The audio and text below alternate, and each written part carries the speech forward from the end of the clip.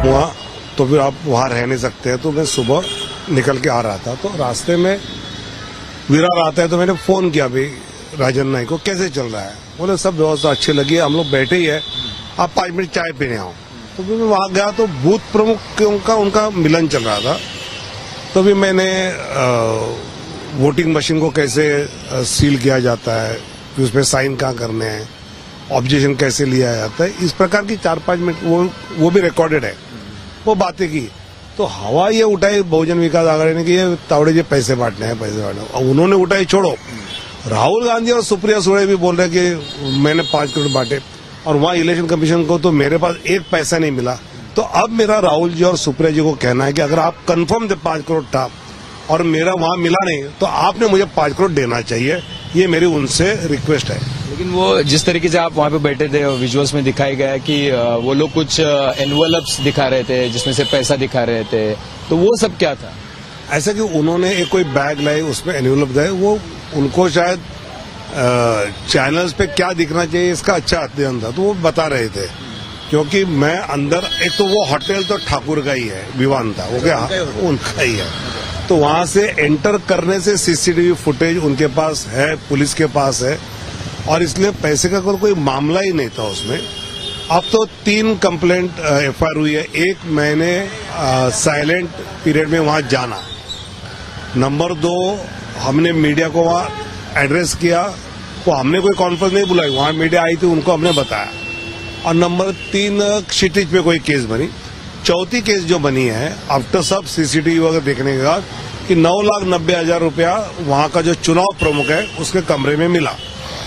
तो वो पैसा आज जो फूड पैकेट बंटवारा होता है उसका जो पैसा देना था वो है, और वो हमने चुनाव आयोग को नालासोपारा यूनिट ने लिखित रूप में ये 10 लाख रुपया फॉर दिस ऐसा बताया भी है, और इसलिए उसमें मेरा कोई संबंध आता नहीं है, इसमें मेरी कोई उस पर एफआईआर में मेरा नाम नहीं है। कुछ डायरिया दिखाई गई और उसमें दिखाया गया है कि देखिए इसमें कुछ रकम लिखी है, इसको इतना पैसा दिया, उसको इतना पैसा बांटा, ये सब इसी तरीके से चल रहा था। और आपने भी सुना होगा कि आपसे बात करने से पहले जब हितेंद्र ठाकुर लोगों से बात कर रहे थे, मीडिया से बात कर रहे थे, वो बोल रहे थे कि भाई देखिए ये तो डायरिया मिली है, हमने वो सब जब्त किया है, हमारे पास वीडियो फुटेज है कि पैसे बांट रहे थे। तो इसलिए वीडियो फुटेज है ना पैसे बांटने का, तो वो क्षितिज और ये अपा जो है वो दे दे, उसमें रोक कौन रहा है?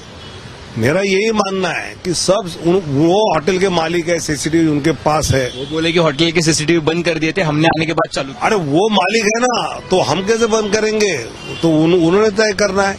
और इसलिए मेरा मानना है कि एक पॉलिटिकल स्टंट उन्होंने करने का प्रयास किया, हार रहे थे तो एक माहौल उन्होंने बनाया। मेरा उस पर भी कोई शिकायत नहीं है। मेरी शिकायत सुप्रिया सुळे, राहुल गांधी जी जैसे लोग, जैसे आज माननीय शरद पवार साहब ने कहा कि विनोद तावड़े को मैं जानता हूं, वो ऐसा करता नहीं है, उन्होंने कमेंट नहीं दी। और इसलिए मेरा मानना यह है कि जो मुझे जानते हैं उनको पता है 40 साल में मैंने कभी 1 रुपए की राजनीति नहीं की है, इसलिए मुझे उसमें कोई शक नहीं है। मेरा मानना इतना ही है कि अगर आपके पास प्रूफ है, डायरी है, डायरी में कुछ, तो मैं तो इतनी बड़ी, मेरी डायरी तो ये इतनी डायरी होती है जेब में, बाकी तो मेरी डायरी होती ही नहीं है। इसमें तो चिल्लर रहेगी, बड़े नोट तो रहेंगे नहीं। इसलिए वो डायरी है, किसकी है, क्या है, सबकी छानबीन करो, मेरा कोई मानना नहीं है। लेकिन उसके बाद राहुल गांधी और सुप्रिया सुळे मुझे 5 करोड़ देना चाहिए, क्योंकि उन्होंने कहा है और वहां नहीं मिला, तो वो मुझे देना चाहिए।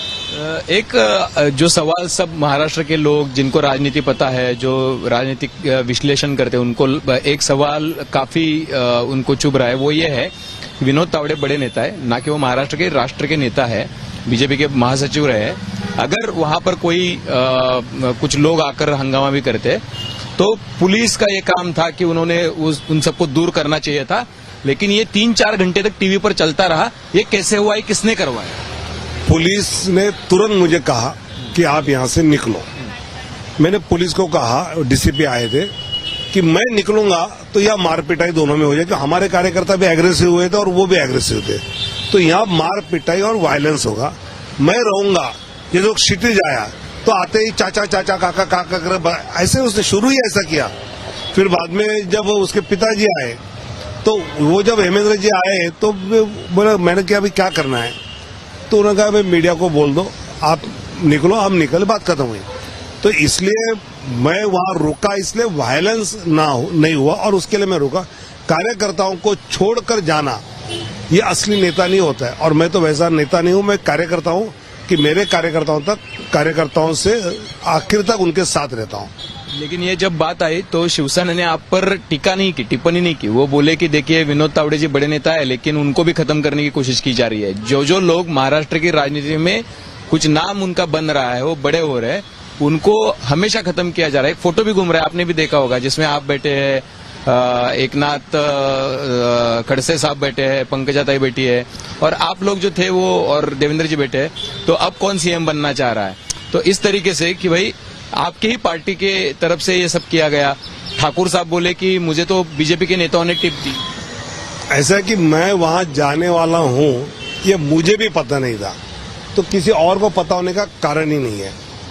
मैंने फोन किया, राजन ने कहा 10 मिनट आ जाओ, इसलिए मैं गया।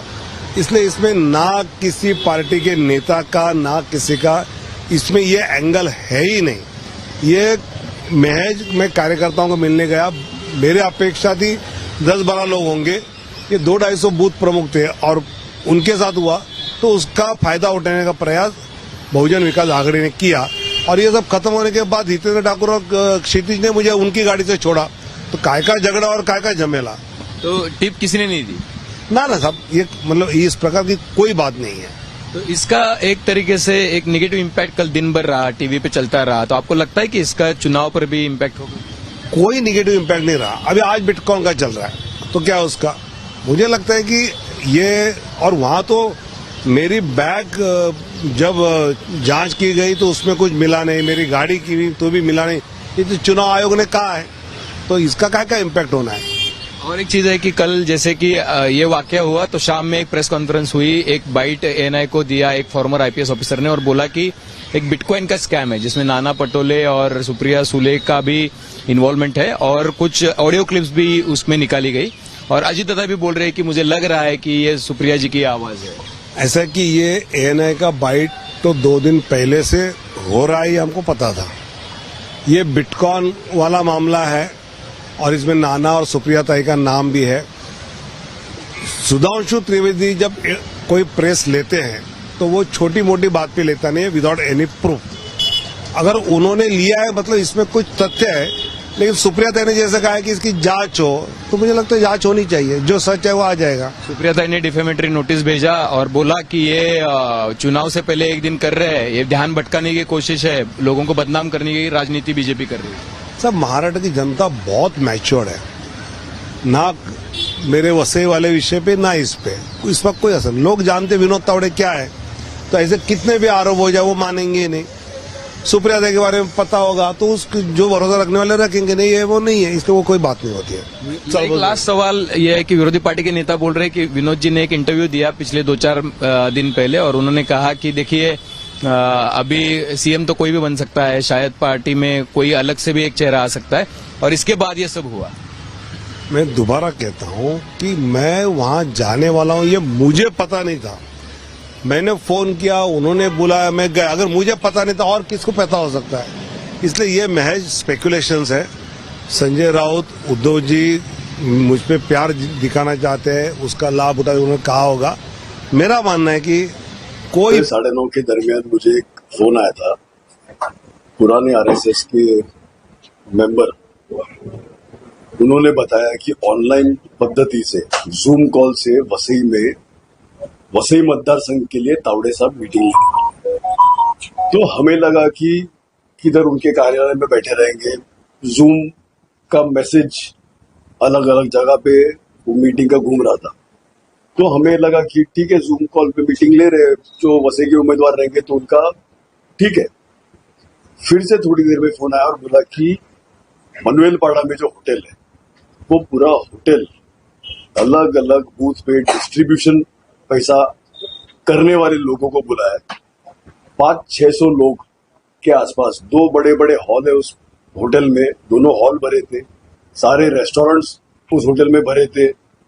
उधर इतनी बड़ी मीटिंग, अलग अलग बूथ पे कैसा कैसा पैसा बांटना है, उसका डिस्ट्रीब्यूशन का पूरा उधर काम चालू है।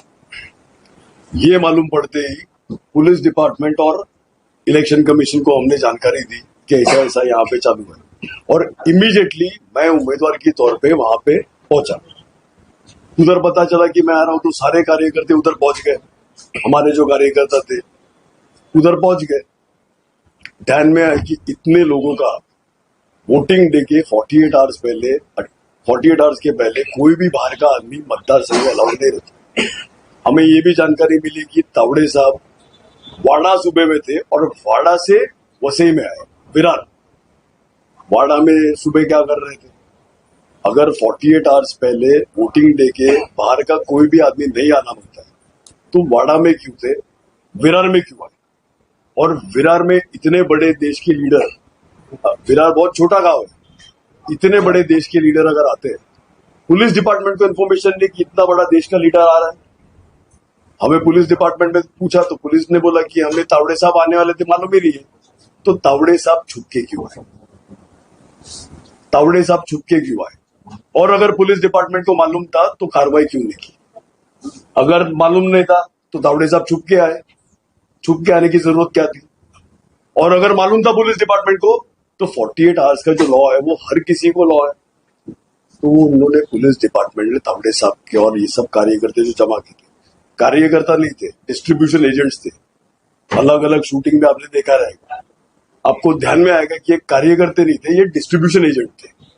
अलग अलग डायरियों हमें मिली, 10-12 डायरी हमारे हाथ लगी। बाकी बहुत लोगों को पुलिस डिपार्टमेंट ने बाहर निकाल दिया विदाउट चेकिंग। हमने विनती की थी कि सारे महिलाओं को एक बाजू किया जाए। पुलिस डिपार्टमेंट में जो महिला अधिकारी, उन्होंने उन महिलाओं का पर्स से लेके से सब चेक किया जाए। महिलाओं को सबसे पहले निकाल दिया विदाउट एनी चेकिंग। क्यों चेकिंग नहीं किया? बहुत चले, मतलब आप जब आए थे तब 200-250 लोगों के आसपास ये डिस्ट्रीब्यूशन एजेंट्स थे। आप आने के पहले आधे से ज्यादा पब्लिक ये लोग ने बाहर क्यों भगाया? हमारे चैनल को अभी सब्सक्राइब करें और बेल आइकन दबाना न भूलें। धन्यवाद।